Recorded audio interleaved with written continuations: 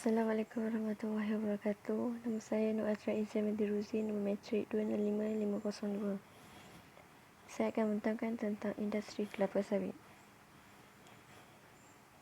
Pengenalan. Lembaga Kemajuan Tanah Persekutuan FEDA telah ditubuhkan pada 1 Julai 1956 di bawah Ordinan Kemajuan Tanah 1956 Akta 474. Antara fungsi FEDA adalah melaksanakan program-program pembangunan tanah dan aktiviti pertanian, perindustrian dan komersial sosio-ekonomi. FEDA juga menjalankan peranan utama dalam menyediakan beberapa kemudahan yang mencukupi dan moden bagi memastikan generasi peneroka seterusnya mendapat asas pendidikan yang wajar.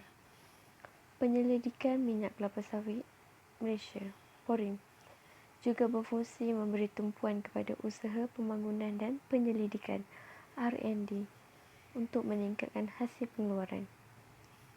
Manakala Lembaga Minyak Sawit Malaysia MPOB juga memainkan peranan penting dalam usaha memperkenalkan faedah dan penggunaan minyak kelapa sawit di mata dunia. Disebabkan permintaan yang tinggi terhadap minyak kelapa sawit mentah dan produk yang dihasilkan terus menjadi permintaan yang kukuh. Hal ini kerana industri kelapa sawit telah berjaya kekal berdaya saing dan memainkan peranan yang sangat penting dalam membantu perkembangan ekonomi, tidak kira semasa krisis keuangan dunia berlaku.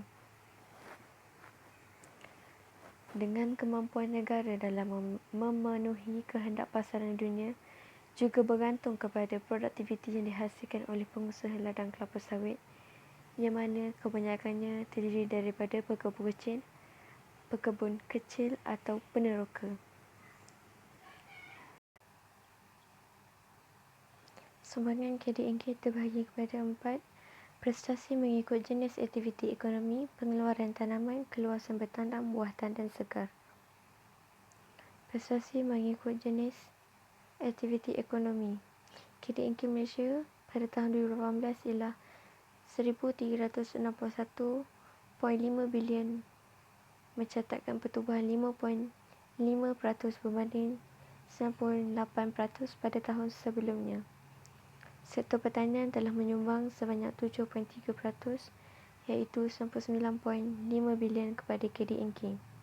Di bawah subsektor pertanian, kita dapat melihat bahawa kelapa sawit merupakan sumbangan terbesar, iaitu sebanyak 37.9%, diikuti dengan ternakan 14.9%, perikanan 12.5%, perhutanan dan pembalakan 6.9%, getah 2.8%, pertanian lain 25.1%. Pengeluaran tanaman. Pengeluaran tanaman komoditi utama iaitu buah-tanam dan segar kelapa sawit mengalami penurunan sebanyak 3.3% berbanding tahun sebelumnya, iaitu pada tahun 2017.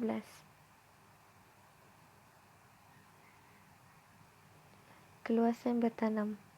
Saiz keluasan penanaman lada, padi dan kelapa sawit masing-masing meningkat 3.9%, 2.2% dan 0.7% pada tahun 2018.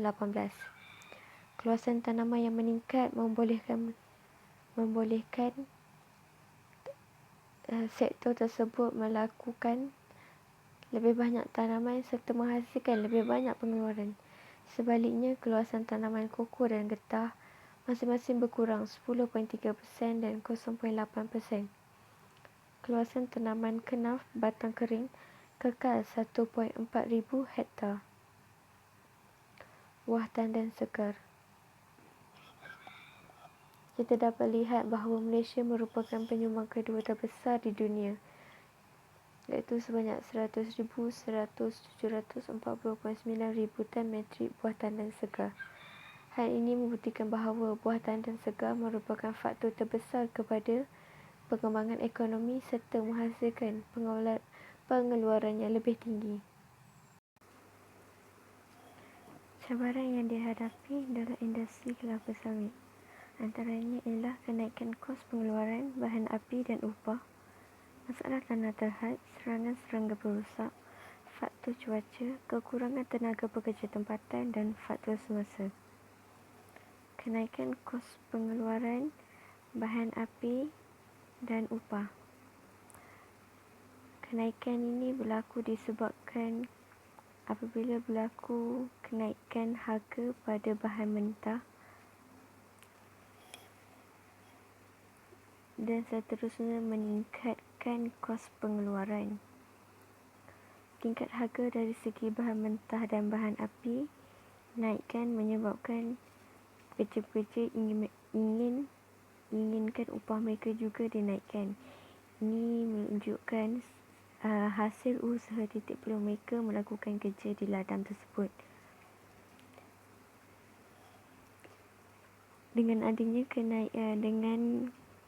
kenaikan tingkat upah merupakan salah satu dorongan kepada pekerja untuk meneruskan kerja di kawasan ladang tersebut. Jadi industri mengalami cabaran dalam menghadapi kenaikan kos pengeluaran bahan api dan upah. Yang kedua, masalah tanah terhad. Masalah tanah terhad terjadi apabila berlaku pertambahan penduduk yang menyebabkan kerajaan akan membuat perumahan, bangunan besar serta fasiliti yang akan digunakan oleh mereka.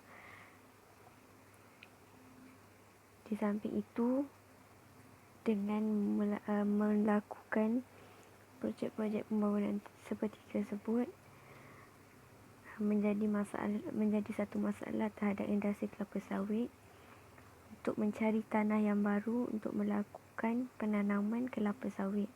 Hal ini kerana mereka terpaksa menggunakan semula tanaman ladang kelapa sawit untuk menghasilkan hasil pengeluaran. Jadi untuk menghasilkan hasil pengeluaran itu memakan masa yang lama, dan ini menyebabkan industri tersebut mengurangkan pengeluaran. Yang ketiga, serangan serangga perosak. Serangan serangga perosak biasanya berlaku pada peringkat awal penanaman sawit. Terdapat pelbagai jenis serangga yang menyerang tanaman sawit. Antaranya disebabkan oleh serangga dan haiwan mamalia. Serangan ini juga boleh berlaku di kawasan baru maupun yang lama, iaitu kawasan tanam semula. Sekiranya serangan ini terus berlaku dan tidak dapat dikawal, hal ini menyebabkan akan melambatkan pertumbuhan tersebut dan mengurangkan hasil serta menyebabkan kerugian yang besar. Serangan yang teruk juga menyebabkan kematian kepada tanaman yang baru. Yang keempat, faktor cuaca. Disebabkan perubahan iklim yang menjejaskan corak hujan dan suhu bumi menyebabkan persekitaran utama akan merinci hasil kebanyakan tanaman. Akibat berlaku kemarau, El Nino, tempoh yang berpanjangan atau banjir akan menjejaskan kesan perubahan iklim serta produktiviti kelapa sawit. Hal ini menyebabkan kehilangan hasil yang tinggi kerana kesan buruk yang berlaku ke atas proses pembiakan. Apabila kelapa sawit yang ditanam di kawasan di mana berlaku kemarau selama 2 hingga 4 bulan, peratusan besar kemungkinan turun naik yang besar dalam hasil akan berlaku. Yang kelima, kekurangan tenaga pekerja tempatan. Kekurangan tenaga pekerja tempatan berlaku disebabkan penduduk di luar bandar berpindah ke bandar untuk mendapatkan pekerjaan yang lebih bagus. Di samping ingin mendapatkan gaji yang lebih tinggi serta mendapatkan kehidupan yang lebih selesa. Namun, untuk mencari pekerjaan di kawasan bandar agak sukar disebabkan ribuan tenaga manusia yang menetap di bandar mencari pekerjaan. kekurangan pekerja tempatan di ladang juga membuatkan segala aktiviti tuaian dan pungut hasil tanaman terkendala. Hal ini akan menjejaskan aktiviti tanaman serta hasil pengeluaran kelapa sawit akibat kekurangan tenaga pekerja tempatan. Akhir sekali, faktor semasa. Mengikut keadaan negara kita sekarang yang sedang mengalami masalah COVID-19, turut juga tertakluk kepada sektor peladangan dan komuniti juga harus akur dengan perintah yang dikeluarkan. Jadi sepanjang perintah kawalan pergerakan berlangsung, terdapat juga sektor yang terlibat dengan kelonggaran di bawah sektor peladangan dan komoditi.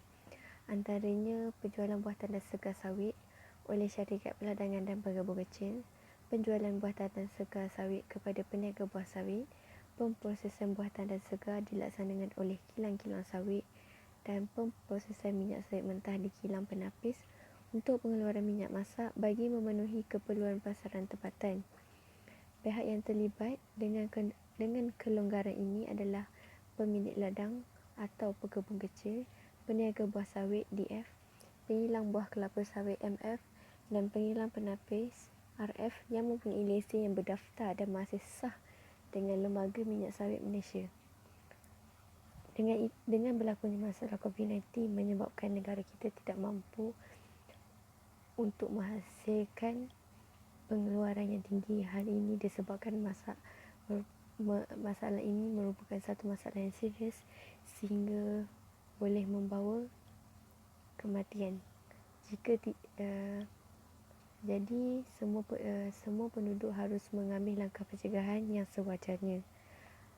Menerusi itu, hasil pengeluaran juga tidak dapat dijalankan kerana rakyat tidak boleh keluar rumah untuk pergi bekerja ataupun balik ke kampung dan pergi ke mana-mana sahaja.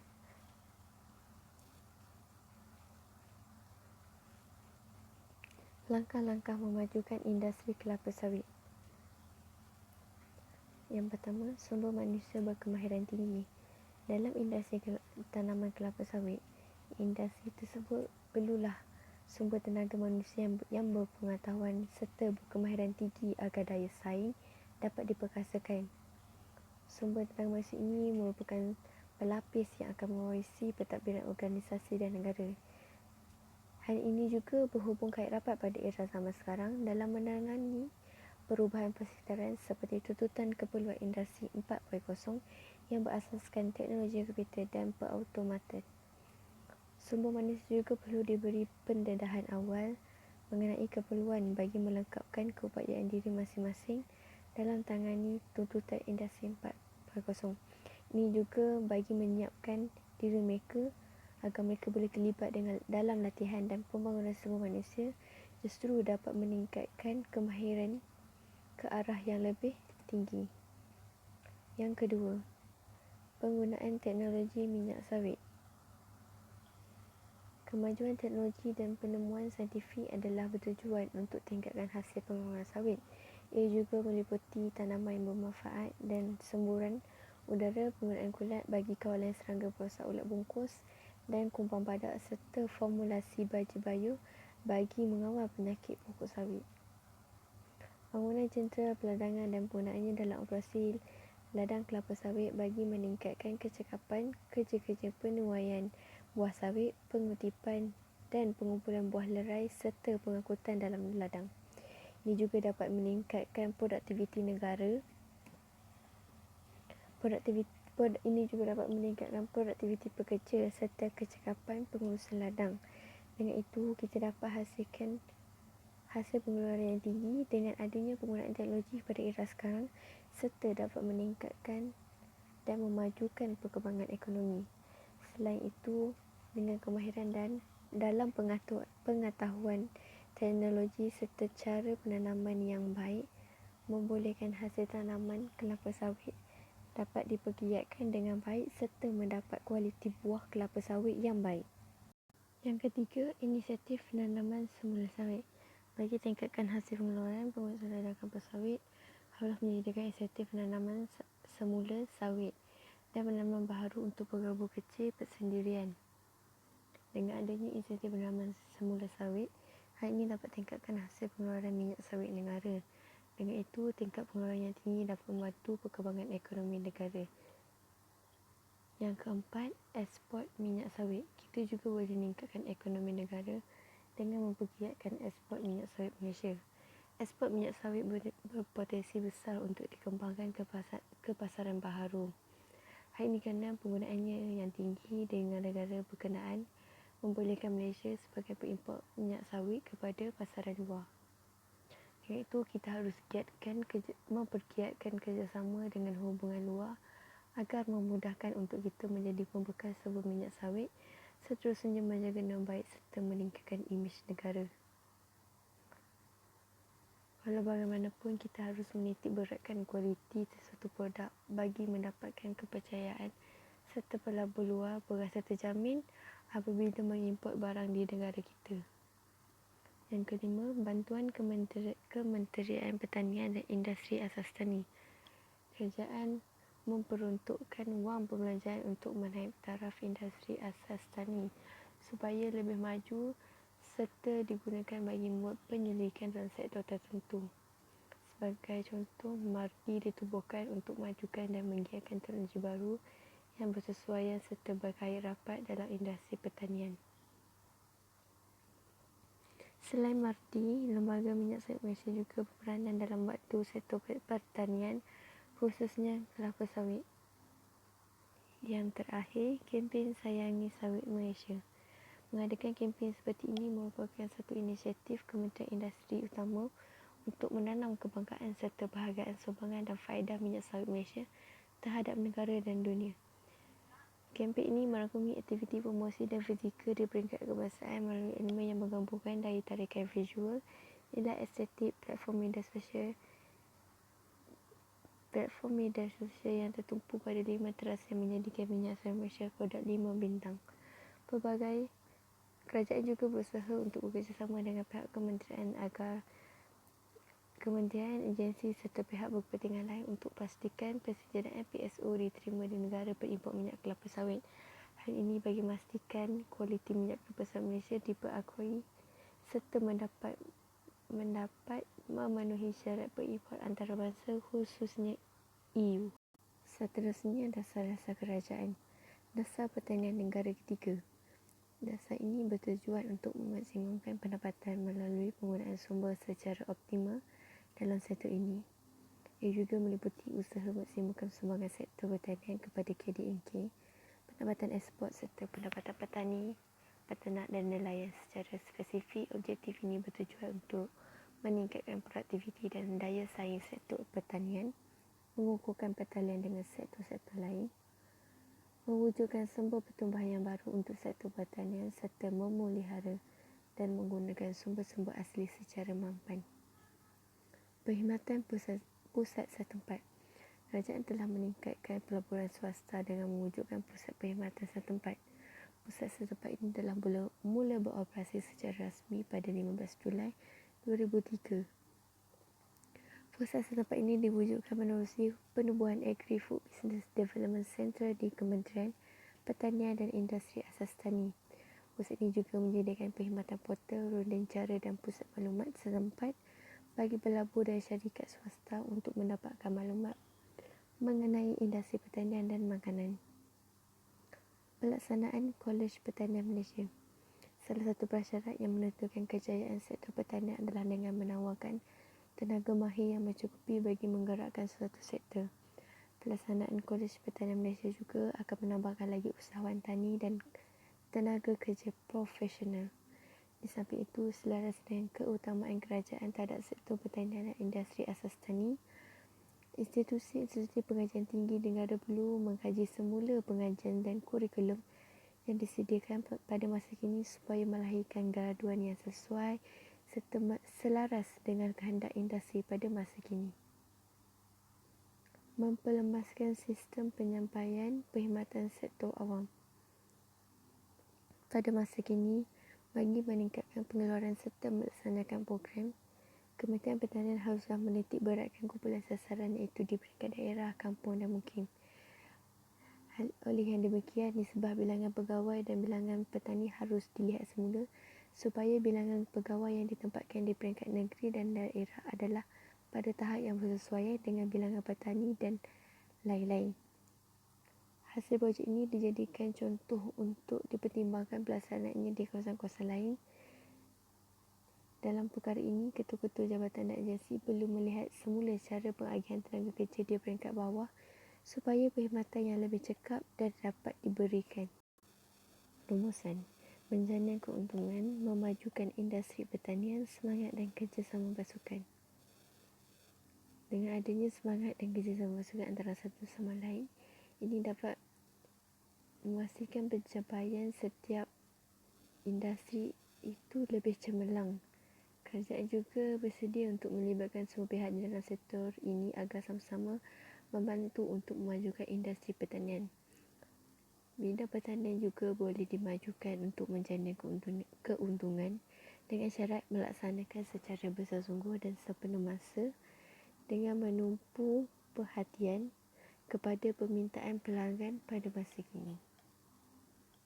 Sekian saja. Terima kasih.